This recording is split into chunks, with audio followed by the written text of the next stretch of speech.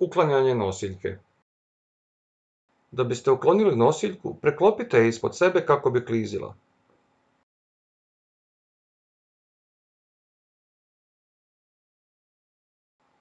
Postavite remenje ispod vrata i koljena. Tu imate najviše mjesta.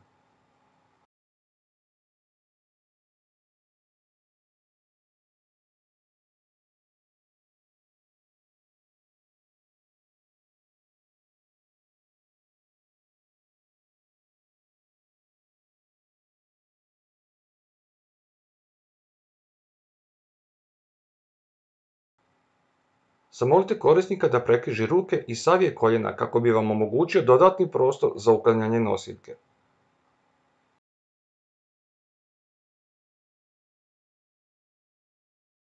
Kako biste spriječili da korisnik klizi prema vama, stavite dlan na rame ili kuk. Povucite remen dok ne postane teško, tada povucite drugi. Nastavite dok ne uklonite nosiljku.